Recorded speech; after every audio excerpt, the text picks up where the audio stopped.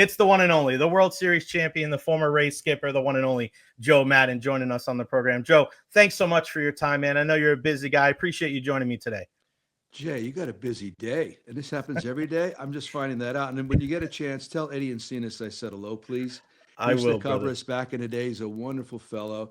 But man, I mean, that's pretty complete. What you're attempting to do just for what is today, Wednesday? Nice going, nice Thank you, going. partner. I have to send my send hello from a dear friend of both of ours, the great Joe Urso. Oh, Really, really good friend of mine, and I know you and him go a ways back.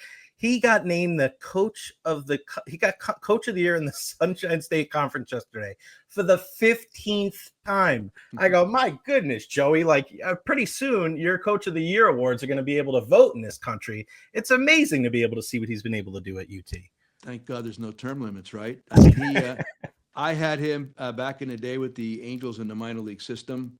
We all love Joe, and everybody still does. He not the tallest guy in the world, but he maybe the biggest heart in the world. I mean, the guy always played like he coaches and manages now.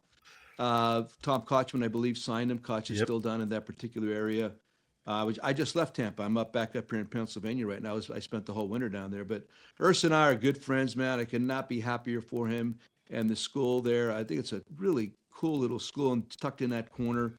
Just briefly, when I went down to Lafayette College in 1973, we stayed at the University of Tampa in some kind of a hut on the Wow. river, and I Mhm. played my first collegiate game and pitched against Columbia on that field, and ended up living about a mile away on Bayshore years later. It's like such a weird kind of set of circumstances that occurred, but I love that area. Happy for Joe, and he'll have number 16 next year. Yeah, no doubt about it, my friend. And one of the big reasons why I wanted to have you on today is we heard the news yesterday from a friend of ours, Mark Topkin, putting it out there. Evan Longoria retiring as a Ray. There's just certain things, Joe, right, in sports that it's just right? That common sense doesn't always prevail, but there's certain things when you look at it and you say Evan Longoria needs to have his day in the sun. And of course, he'll have it this year, even though it's a little different there at Steinbrenner Field. I'm sure next year at Tropicana Field, but your just initial thoughts on hearing Longo, and I'm sure nobody will ever wear number 3 for the Rays again.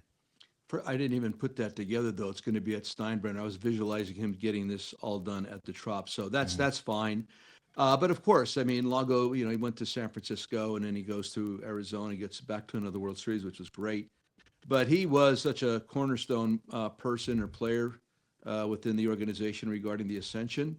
Actually, he came on board that year. I was thinking about this the other day. I just remember him coming out of the clubhouse onto the field.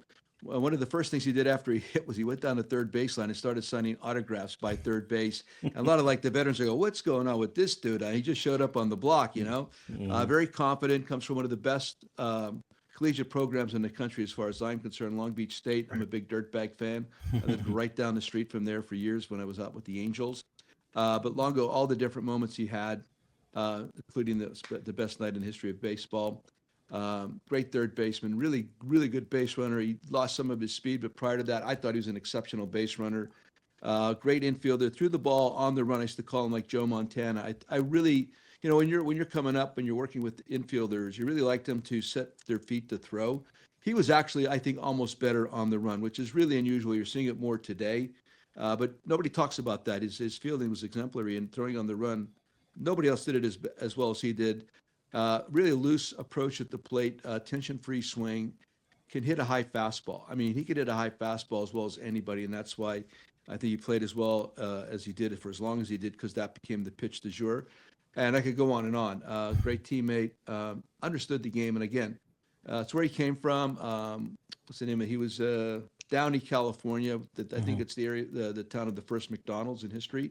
And then he goes to Long Beach State, and he comes to the Rays, and just pretty much along with Carl and BJ, and could go on and on about the rest of the guys, Shieldsy, Casimir, really set the tone for the organization. And obviously I can't say enough about him. He was that good.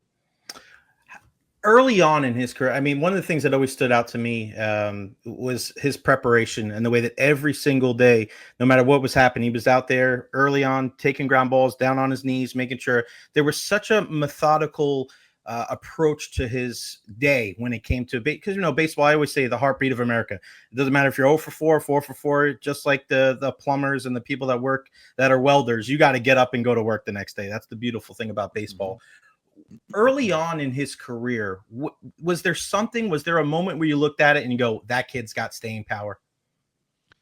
Yeah, I mean, honestly, that first day, I'd heard about him. I didn't really get to see him play a whole lot before that. But you talk about, okay, let me digress. Wally Joyner. Mm-hmm. I signed Wally Joyner in 1983, 84. And we're going to spring training at a big league camp the next year, the year after that. I can't remember, but Rod Carew was still there. And I'm down there throwing BP in the cages, and Wally comes up and says, I'm going to take his job. I said, that's nice, big boy, but not yet. Maybe a year or so. But the confidence was there. He felt like he belonged here. He can do this. Same thing with Longo. I mean, when you first met him at that point, there's confidence. You could be a little bit cocky. That's okay. That's part of being aggressive or assured of yourself. And that's what Longo always was, I thought. So combination of talent and attitude and how he felt about himself in absolutely the right way.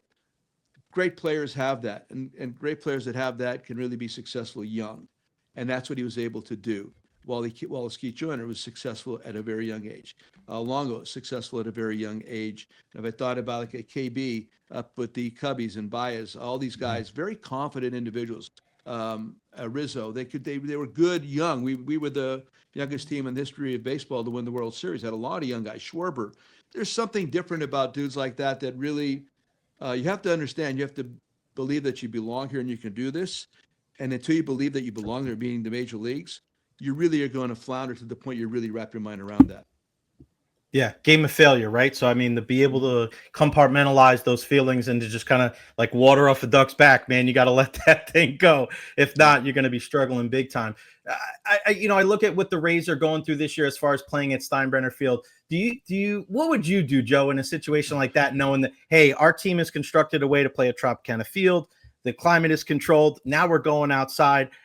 Do you try to make it as common as possible? Do you try to develop certain routines? Do you look at, because I always think of, if things happen crazily in sports, what would Joe Maddon do? Because you were such a guy that was able to think outside the box. How would you adjust it this year as far as team-wise, going from an indoor team pretty much to an outdoor team? The main word would be flexibility. I mean, it's really hard to plan on a daily basis. For example, just being outside, it's just very difficult. Your normal routines outside can be diminished just by that afternoon rain that's going to start falling down. The game itself, the game's going to be delayed at times. There's going to be tarps pulled, all these different things. It's going to be hotter than ever. So you have to remain flexible. I mean, playing in an air-conditioned 70-degree climate all the time is. Ty Wigginton loved it. Ty Wigginton used to love the Trop because Wiggy would tell me, man, it's the same weather every day. I feel great about this place. And so you have to adjust. I mean, there's been World Series won under these circumstances. Look what the Marlins have done. Not easy to do at all. So my only advice would be, and what I would do is I would remain flexible. You can't have your normal methods of preparing for the game on the field every day. Not only, even if the weather's good, you're going to sap strength. I mean, it's like Texas. It's almost like the Rangers. That hot, humid day in Texas for years when they pre-roofed down there. So you have to make adjustments. You just can't go about it as though it was a climate-controlled building. You just can't. I mean, if you do, you're gonna run your guys into the ground. So be flexible. Do some things differently. I would make sure that the indoor facilities were great. I don't even know what the batting tunnel looks like down there now. You could probably always sneak some ground balls in, but remain flexible because it's not going to be the same as it was at the Trop. Yeah, no doubt. And obviously, the big story here in the last 24 hours is Pete Rose, and and I mentioned it before you hopped on with me. It's just like I've been to the Hall of Fame a bunch of times. I'm a guy that grew up, baseball's in my blood. My dad was a coach, my grandfather was a coach, and I understand he broke the rules, but it was just, I got a chance to interview him when I was over at iHeart at WDAE, and great baseball discussion, and I feel like it's just a sour taste in my mouth. I don't see that announcement yesterday and feel good about it, because I felt like he went through all these different things and he was never able to be alive to be able to see him get an opportunity to be even in the discussion to get into the Hall of Fame. What's your kind of whole take on this whole thing after the announcement yesterday? Yeah, I'm pleased. Actually, I ran into Pete a couple of years ago at an autograph session up in Chicago, and we talked a little bit, and I even told him at that point, I I thought enough was enough. I mean, I think Hmm. he had served his time, basically. I mean, a lot of people commit way more egregious Right. crimes than he did. I mean, if you really break it down and seeing what people are getting away with in different big cities these days in regards to actual criminal activity, of course, what he did was wrong. He went against the most sacred part of our sport, and that would be to bet on a game. And again, I don't know if there's any proof or whatever about him betting on the Reds itself. Of course, obviously, they said he did not. But you could look at all this and understand, to me, time served. I mean, I thought maybe by 2010, 2015, Yeah. that would have been plenty of time. And they'll say, okay, let's bring it back slowly, get him back in the ballpark, let it be contrite, and then permit him to be enshrined because he deserves it. Right. There's no question he deserves it as a player. Uh, Listen, there's a lot of dudes during the course of time that didn't get caught. He happened to get caught. Okay, I guess that's how the crime situation works. But my point is, he did serve time. He was put in baseball purgatory for a large amount of time, and I think at some point it had to be lightened up and posthumously being done. Okay, but I wish he had been here to really enjoy it, because this guy was as much of a baseball junkie as anybody you've ever met in your life. He played the game right. He played the game hard. He changed positions when was asked. He was the catalyst in several, his team in Philadelphia, also Cincinnati. I mean, there's so many great things to say about Right. the guy. Okay, you might not agree with a lot of his methods, his mores, how he was, what he believed in, but nevertheless, as a baseball player on the field, that's because we can't delve in everybody's closet to understand Right. exactly who they were. So yes, he deserves to be in the Hall of Fame. Not everybody in the Hall of Fame, not everybody that played baseball are certainly church boys, right? I There's mean, not you saints just, yet. yeah, it's just the way it goes. Joe, I want to ask you about the state of the game because, again, growing up on a baseball field and being out there and coaching in the Tampa Bay area, I'm always looking for, I understand people trying to speed up the game and saying, well, I don't know if that really makes it. People say, oh, well, speed up the game. It's 10 minutes. Like, you either like baseball or you don't. I never had a problem with the length of the game. Do you want to see it sped up a little bit? Okay. But I mean, I think people that think baseball is boring, they're going to think it's boring whether the game's an hour 45 or 3 hours. I don't think that makes much of a difference. But I do think that they need to lean in a little bit more on what we saw on Mother's Day, right? You see Jace and Josh Young and their mom, like, there needs to be a little bit more of a personability and showing a little bit more of the character of the players. Maybe get away from the analytics a little bit more and go with the gut and just be a little bit more of a relatability, I think, to the common fan rather than just the diehard guy. Where do you look at when it comes to the state of the baseball and maybe some of the things that the game could improve to maybe bring in some more of those casual viewers? Well, I mean, there's so much to unpack right there. First of all, length of the game. I never was concerned about the length of the game. I used to make Right. that argument all the time. As a kid, I wanted extra innings. I wanted to stay longer if I went to Right. Connie Mack or Yankee Mhm. Stadium. I wanted to see more Major League Baseball. That's never been the concern, and I think what they did is correct. It's not about length; it's about pace. Even in the dugout, we hated that. I swear to Mhm. God, when a guy came up there, get out of the batter's box, pitcher's taking forever. He started screaming out of the dugout. I had some guys that were real slow. I mean, as a pitcher, and they get their butts kicked sometimes, I think, because they overthink it. They were too deliberate. There was no tempo to their game, and I wanted them to be quicker. I Right. actually asked some of my guys, the guys on defense, why don't you go up and talk to so and so and say, let's go. You're putting me to Mhm. sleep out here. So that's never been. I mean, everybody's on board with pace. Length of the game Right. is not the issue. It's about pace. So that's number one. Number two, the game itself. Charismatically, I think it's lacking a little bit, and whether it's exposing players' personalities like you're talking about, or the way that analytics has created a sameness about the game, where every organization kind of drinks from the same well and wants to play the same kind of game. Home runs are, but home runs is how you win. Strikeouts are okay. Love walks. That's the offensive side of the game. Pitching wise, spin the ball at the top of the zone. We're talking about shaping pitches right now. The mechanics, they talk about how great they are, but they're not. Guys keep blowing their elbows out, shoulders out. Mhm. So that's all a misnomer. The drills that they're utilizing in order to throw harder definitely are leading to this. I'll argue that with anybody, and I know that No doubt. the, I'm with you. anybody that really is even on these teams, I'm sure guys are watching some of the things they do, and they're saying, "My God, I can't believe we're actually doing this stuff." So analytically, a little bit out of control. The part about analytics that nobody ever speaks about, that is the real reason why it should be there, is to acquire people. That's where the large sample size matters. Large sample size, when I'm sitting down in November, I want my next shortstop, and I'm trying to choose between 3 or 4 guys. That's where I really pile it on me, man. Give me as much as you possibly can, because we're attempting to really shred things to the point where who do we really want here? So I love that. Analytics is a star when it comes to aligning your defense. Superstar. Can't go wrong with that. Every game, every night, every at bat, every pitcher is logged. So when the shortstop's supposed to be 2 steps to the right, put him 2 steps to the right. Right. I agree with that. Oh, however, during the course of the game, always create latitude among your defensive people, your defensive coordinator on infield, outfield. Let them move, guys. Don't just keep them hamstrung, because that does happen also. You just talked about the word flexibility. It needs to be incorporated all the time. So pitching wise, how to pitch to a hitter. Absolutely. There's benefits with that. Absolutely. Now, this is all stuff that you do before the game, your meeting, in order to set things up. Hitters get no help. I should have said that. Hitters get zero help. That's a reactive situation. Everything else is proactive. They get really little help. Analytics is really not that important to a hitter, I don't think. So with all this said, you have to, before the game, you set all this stuff up. Here comes the game. And everybody talks about analytics. I'm here to tell you, man, some of the best players I've had, and that includes Shohei Ohtani. What am I going to tell Shohei before the game based on this matrix that I want him to really know about? You might say, Shohei, okay, between your curveball and slider, I think the slider's a better pitch against this guy, or a curveball is a better pitch. That might be, because he might ask the question. I want Shohei to ask me questions. I'll go up to him and say, I got all this stuff, Shohei. What do you think? What do you need? Do you want anything? No, I think I'm okay. Boom, you walk away. Okay? A lot of this stuff is really layered on the younger players that really don't have a say-so in what's going on in their career as they ascend. So you're going to try to apply all this stuff to these guys, and then eventually, because they've grown up with this, they might be more acceptable of it, not necessarily that they're getting a lot out of it. So the superstars are defense, pitching, acquisition. The hitters get very little. Game itself, game being run, please.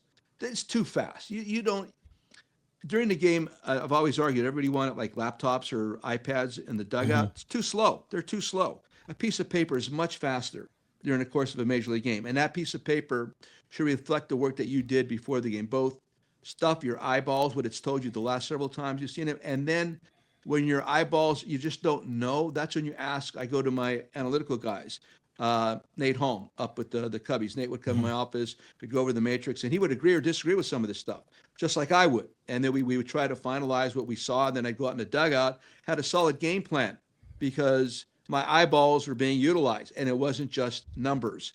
So it's a misconception. Analytics are wonderful. I love the numbers, but analytics used to be called statistics. And, for years, I was doing the same things. If I showed you my paperwork for the mid-'90s, and I still have it on my Google Drive, you would see exactly the same stuff. Not as in-depth, because I didn't scout every game every day. I just scouted the games, the team that we played. I don't know, if we played the Yankees 18 times, I scouted them 18 times in a year. Once a manager left, you could throw that stuff away, because it was all about the manager, not about the front office. Again, this is like Pandora's box you open. I could go on and on about this stuff. So, and numbers are wonderful. Don't think they're the end all be all. They're not. The word is balance, and don't ever subtract the human being, the human element from this. The more tech we involve in the game, the less emotion you're going to find. I believe in all this stuff. I believe it's accurate. So, like you're saying, subtract some tech, get more personalities involved, get more charisma out there, permit humans to be humans again. And then each organization, I would suggest, implore them, create your own identity. Don't try to be like everybody else. Everybody wants to be like everybody else. They're all reading the same sheet of music. They're all doing the same things. It's boring. The way they conduct their pregame, boring. Everybody wants to out choreograph their pregame. It's crazy. So anyway, again, you opened up my Pandora's box. I love it, man. We could talk about this all day. Joe, I know you got to run, man. Just real quick, let everybody know what you got going on up there and what you're doing in your free time. Well, like this podcast today, Tommy Verducci and I have the Book of Joe podcast once a week. And so we did that yesterday. I got a gig later today on radio in Chicago. I'm going to go to Chicago next week to do a little gig up there with a corporate group. So like I do a lot of like little things like this, but it's pretty constant. Like during the course of a week, several items like this. And then I'm looking out at my golf course right now. It's a little wet. That happens every day. Unless my legs and my back tell me not to, which I'm going to go out there. It's a little wet today. So it's that. I tended to my garden this morning. Outstanding. Try to create pH balance in all my plants. Nice. I got stuff. I do. And then at night, I go to bed watching Seinfeld. It's pretty perfect. Seinfeld never gets old, man. It's life. Seinfeld is life. It's just like baseball. You got that right. Joe, thank you so much for your time today. You've always been so gracious with your time and your energy, and just everybody in the Tampa Bay area. You left this place better than when you found it. And you were always one of those people. You're a shining star, man. Great manager, fantastic representative of our community, and nobody has a bad word to say about you. And, I'm certainly one of those people. So thank you so much for your time. We'll do it again sometime down the road, and hit them straight, my friend. We'll talk soon. I shall, Jay. Thank you very much. And like I said, I come down here for the winter time. I joined St. Pete Country Club. I love the Tampa Bay area. That's my second home. I'll see you guys again in the fall. You got it. Thanks, Joe. Appreciate Thanks, it, buddy. Appreciate it. You got it.